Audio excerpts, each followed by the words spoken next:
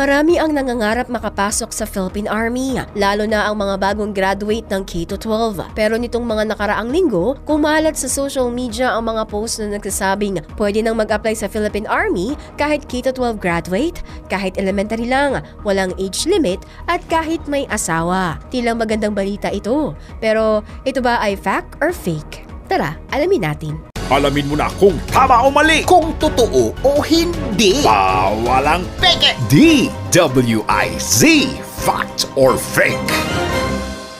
Ayon sa post, bukas na raw ang aplikasyon para sa Philippine Army at hinihikayat ang lahat na mag-apply ngayon. Nakasaad na tumatanggap sila ng mga aplikanteng K-12 graduate, elementary, high school o college level at wala raw age limit. Ayon pa sa post, sapat na raw ang 5 feet na height para sa lalaki at babae. Pinapayagan din daw ang single o married na aplikante at ang pinakakaakit-akit sa lahat, inaalok umano ang sweldo na aabot ng 45,750 pesos kada buwan.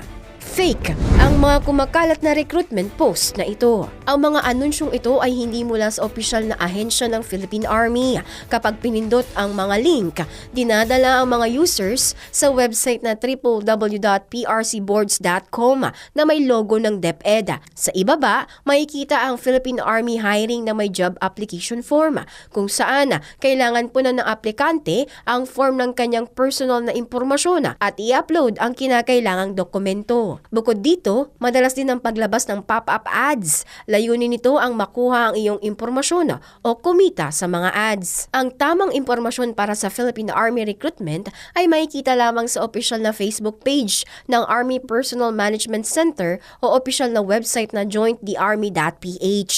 Ang mga kwalipikado lang mag-apply bilang candidate soldier ay Filipino citizen, single, walang anak o obligasyong pampamilya, may good moral character, may height na hindi bababa sa 5 feet, lalaki man o babae, 21 hanggang 27 years old, K-12 graduate, college level o college graduate, at physically and mentally fit.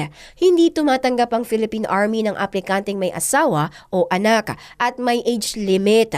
Hindi totoo ang no age limit na sinasabi ng fake post. Huwag basta-basta magtiwala sa social media post.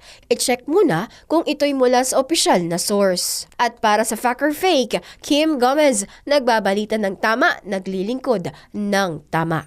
Huwag magpapaloko. Huwag magpapagancho. Huwag magpapascam. Bawal! Bawal ang peke! DWIZ, fact or fake.